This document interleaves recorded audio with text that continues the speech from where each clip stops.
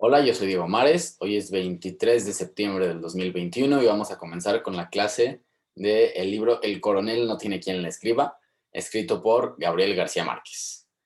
Hoy no preparé un mapa, es bastante corto, el libro creo que tiene unas 80, 100 páginas a lo mucho y no tiene muchos puntos que desglosar en el sentido de temas estructurados y etcétera. Entonces dije, no creo que haga falta un mapa y obviamente hice el documento, hice las notas y aquí las tengo aquí al lado.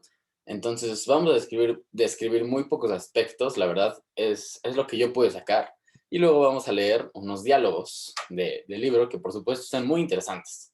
Primero les voy a dar como el mapa de lo que vamos a hacer, vamos a describir cómo era el coronel, dar detalles, unas cosas que me parecieron interesantes, etcétera. Luego, cómo era la mujer del coronel, y por último, solamente vamos a leer unos diálogos que van a ilustrarnos de una manera muy fácil, porque son diálogos muy cortitos, básicamente 3, 4, 5 frases, pero nos van a ilustrar cómo era la actitud del coronel y cómo era la actitud de su mujer. Entonces vamos a describirlos y luego vamos a poner como el ejemplo.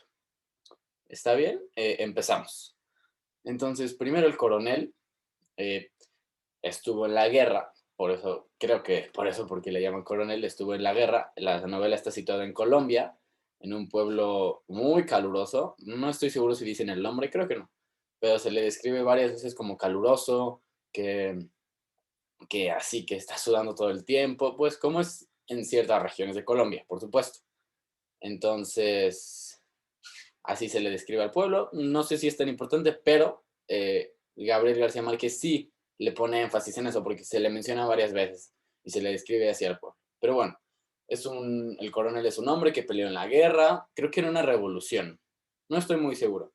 Y conoce al coronel eh, Buendía, ay, se me fue su nombre.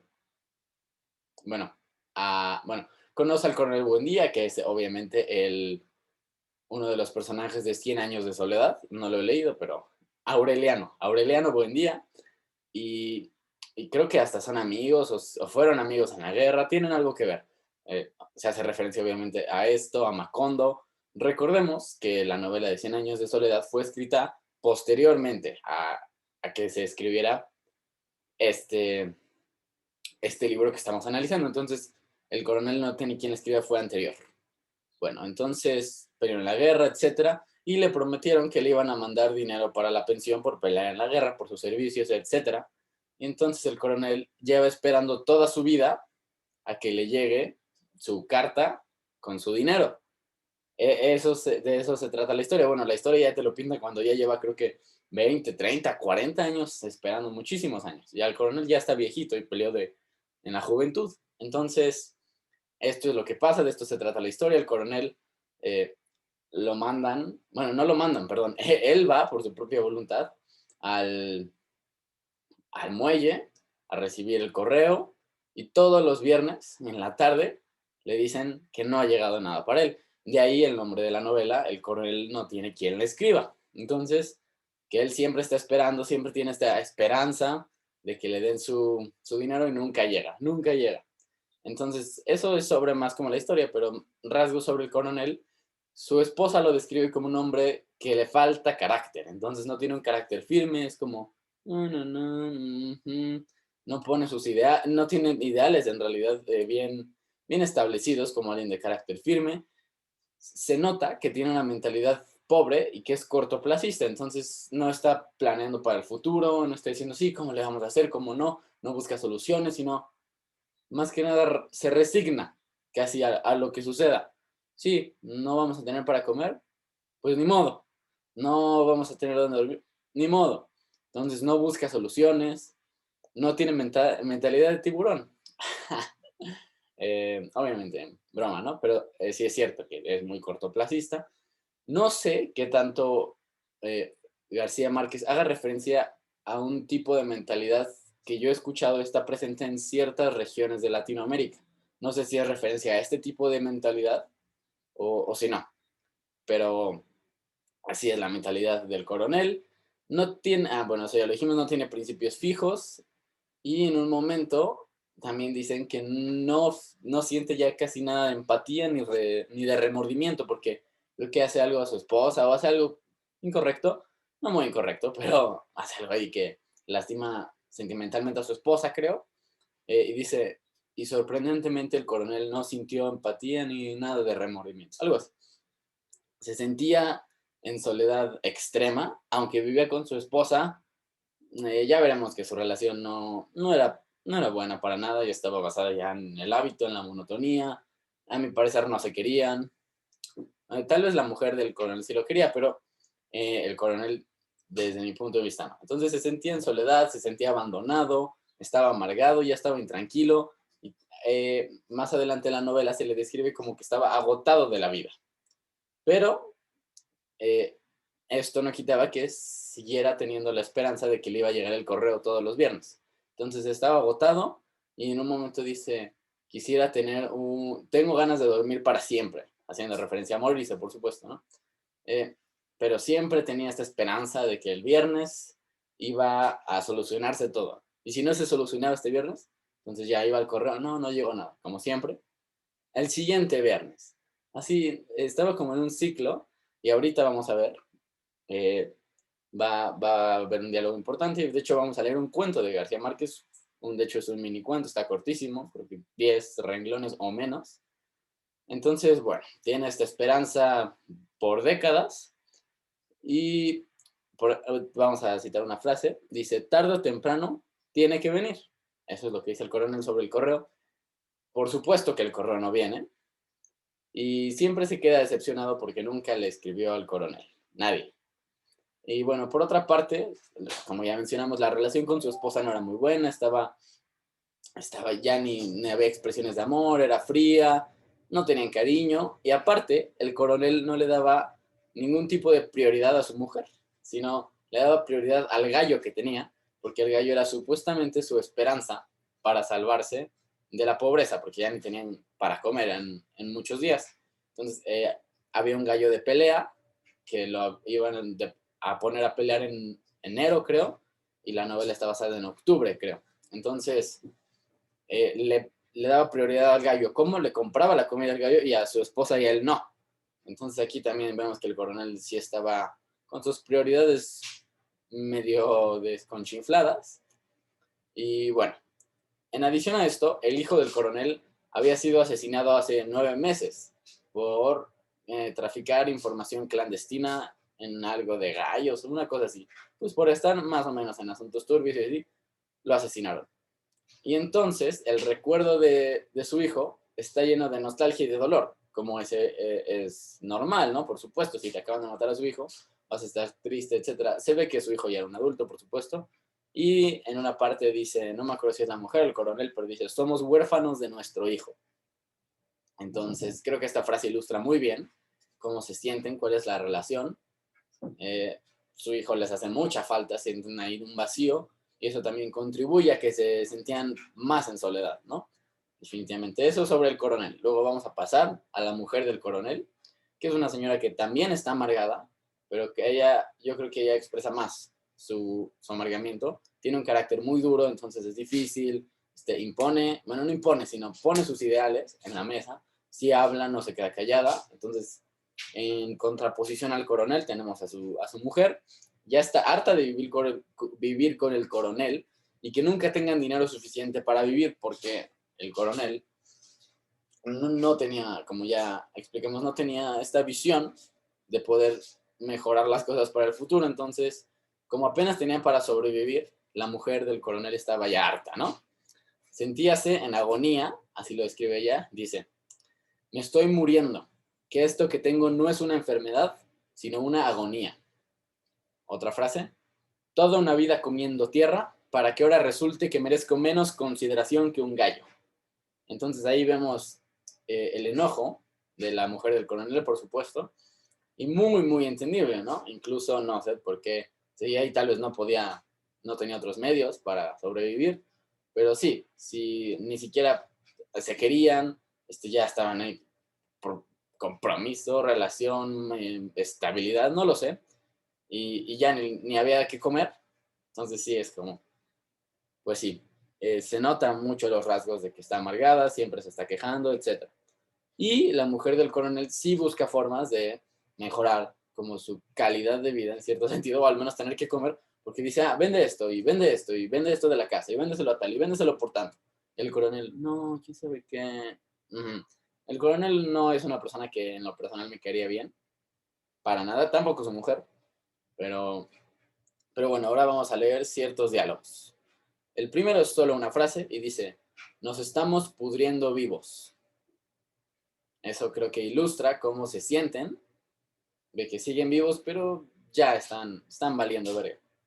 Luego el siguiente, que va a ilustrar la pobreza en la que están atrapados, por culpa del coronel, por supuesto, dice, está hablando la mujer, y le dice al coronel, varias veces he puesto a hervir piedras para que los vecinos no sepan que tenemos muchos días de no poner la olla. El coronel se sintió ofendido. Eso es una verdadera humillación.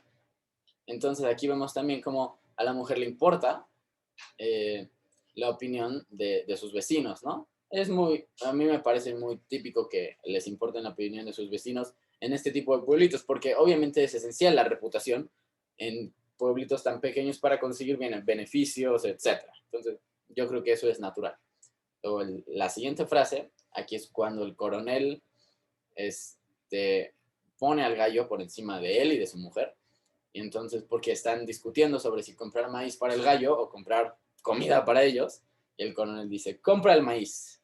Ya sabrá Dios cómo hacemos nosotros para arreglarnos. La mujer manifestó su inquietud ante la situación. No te preocupes, la consoló el coronel. Mañana viene el correo. Entonces aquí también podemos ver este rasgo de cómo dice, así de tranquila, el correo ya va a llegar, como ya va a llegar mi dinero, pero por supuesto que no. Entonces vemos también esta ilusión, esta esperanza falsa que los mantiene en un ciclo vicioso de no tener que comer y cómo vivir y vivir una vida de mierda, por supuesto, por culpa del coronel, porque tiene esta falsa ilusión utópica. Y luego otra de las frases dice, el coronel va a hablar, dice, es lo mismo que desde hace 15 años. Se refiere a que ya nunca, bueno, no me acuerdo a qué se refiere, pero bueno, dice, esto empieza a parecerse al cuento del gallo Capón. El cuento del gallo Capón es precisamente el cuento que vamos a proceder a leer en unos momentos. Es un cuento escrito por García Márquez. Esto yo no lo sabía hasta que dije, ¿cuál será este cuento? ¿No? Y lo busqué, escrito por García Márquez. Me parece interesante y me parece inteligente también que García Márquez meta uno de sus cuentos en una de sus novelas, o al menos el nombre, ¿no? Haciendo la referencia. Entonces vamos a leerlo. Está bastante corto, entonces aquí lo tenemos. Dice el cuento del gallo Capón, Gabriel García Márquez. Los que querían dormir, no por cansancio, sino por nostalgia de los sueños, recurrieron a toda clase de métodos agotadores. Se reunían a conversar sin tregua, a repetirse durante horas y horas los mismos chistes, a complicar hasta los límites de la exasperación el cuento del gallo Capón, que era un juego infinito en el que el narrador preguntaba si querían que se les contara el cuento del gallo Capón, y cuando contestaban que sí, el narrador decía que no le había pedido que dijeran que sí, sino que si querían que les contara el cuento del gallo Capón. Y cuando contestaban que no, el narrador decía que no les había pedido que dijeran que no, sino que si querían que les contara el cuento del gallo Capón. Y cuando se quedaban callados, el narrador decía que no les había pedido que se quedaran callados, sino que si querían que les contara el cuento del gallo Capón. Y nadie podía irse, porque el narrador decía que no les había pedido que se fueran, sino que si querían que se les contara el cuento del gallo Capón. Y así sucesivamente, en un círculo vicioso que se prolongaba por noches enteras. Fin. Entonces ahí tenemos el cuento del gallo Capón. Ya entendimos la referencia de este ciclo vicioso, que es precisamente en lo que está el coronel, en un ciclo vicioso que sí se parece al cuento del gallo Capón. El coronel piensa que le vaya a llegar el correo. Bueno, no tienen comida, porque no tienen trabajo. No tienen trabajo porque el coronel piensa que le va a llegar el correo. Y así, un círculo vicioso, por supuesto. Entonces, seguimos, vamos a leer un diálogo también bastante importante. Este está un poquito más largo. Empieza el coronel, está discutiendo con su mujer. Ya falta poco para que venga la pensión. Y luego su mujer responde, estás diciendo lo mismo desde hace 15 años. Por eso, dijo el coronel, ya no puede demorar mucho. ¿Y si no viene? Preguntó la mujer. Vendrá. Pero si no viene, pues entonces no se le paga. Encontró los zapatos nuevos debajo de la cama. Volvió al armario por la caja de cartón. Limpió la suela con un trapo y metió los zapatos en la caja. Como los llevó su esposa el domingo en la noche, ella no se movió. Los zapatos se devuelven, dijo el coronel. Son 13 pesos más para mi compadre. No los reciben, dijo ella. Tienen que recibirlos, replicó el coronel. Solo me los he puesto 2 veces. Los turcos no entienden esas cosas, dijo la mujer. Tienen que entender. Ahí acaba el diálogo, entonces podemos ver cómo el coronel sigue de terco, pensando realidades utópicas, no realidades, sino irrealidades, precisamente como la de que le iba a llegar el correo o como que van a recibir sus zapatos de vuelta, cuando no es cierto, si no funciona. Entonces, como que hasta parece un niño pequeño que piensa que las cosas funcionan de cierto modo, pero no es así. Podría ser cierta ingenuidad, ahora que lo pienso, pero la de un niño es inocente y la de el coronel es negligencia, no sé. Bueno, vamos al último diálogo que vamos a leer y es también el último diálogo del libro. Está muy bueno, es mi diálogo favorito del libro, porque expresa, o sea, como que condensa todo, toda la historia, toda la personalidad del coronel y de la mujer y la pone. Y aparte, como explota y te muestra su carácter, ¿verdad? Entonces están hablando sobre el gallo, sobre cómo van a pagar, como siempre, siempre hablan de sus pedos económicos y de qué va a pasar, y siempre el coronel dice que el gallo o que la pensión. Entonces la mujer dice, si el gallo gana, dice algo así de, ¿cómo le vamos a pagar? Y la mujer dice, si el gallo gana, pero si pierde, ¿no se te ha ocurrido que el gallo pueda perder? Y el coronel, es un gallo que no puede perder. Y la mujer replica, pero suponte que pierda. Y el señor dice, pero todavía faltan 45 días para empezar a pensar en eso. Entonces aquí vemos su mentalidad cortoplacista, ¿no? Seguimos. La mujer se desesperó. Y mientras tanto, ¿qué comemos? Preguntó. Y agarró al coronel por el cuello de la franela y lo sacudió con energía. Dime, ¿qué comemos? Ojo, el coronel necesitó 75 años. Los 75 años de su vida, minuto a minuto, para llegar a ese instante. Se sintió puro, explícito, invencible en el momento de responder. Mierda. O sea, comemos mierda. Ya. Entonces, no sé si hace falta mucha explicación de este diálogo. Creo que habla por sí solo, la verdad. Como ya todos están hasta la madre de la vida.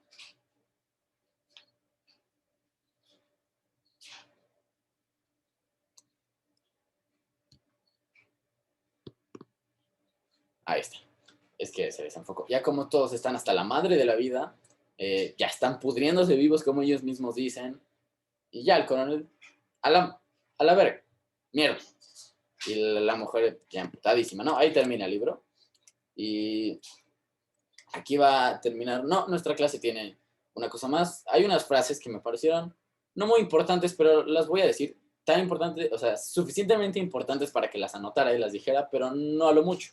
No tienen que ver tanto con la novela, sino es como, bueno, las leemos. Tenemos 3 tipos de frase.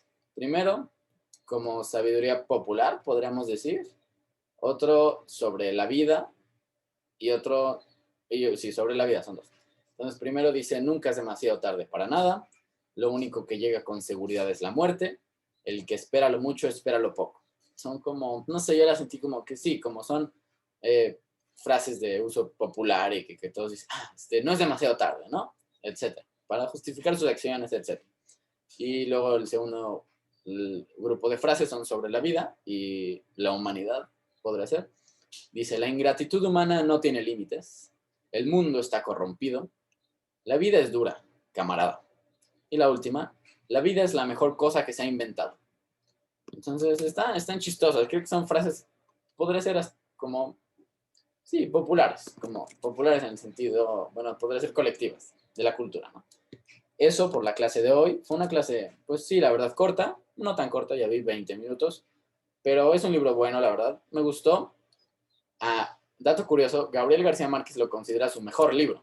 Entonces, incluso mejor que Cien años de soledad, por supuesto. Entonces eso a considerar. Es un libro entretenido, digo, bastante corto, muy fácil de leer. No hace falta estar muy concentrado ni nada, se los pueden leer en la noche, así, etcétera. Sí lo recomiendo leer, no lo recomiendo como audiolibro, creo que también pierde cierta parte de su importancia ahí. Y bueno, eso es todo por hoy. Bueno, no por hoy, sino por esta clase, porque voy a proceder a grabar otra clase. Pero bueno, muchas gracias por escucharme. Si alguien tiene dudas, etcétera, adelante. Gracias.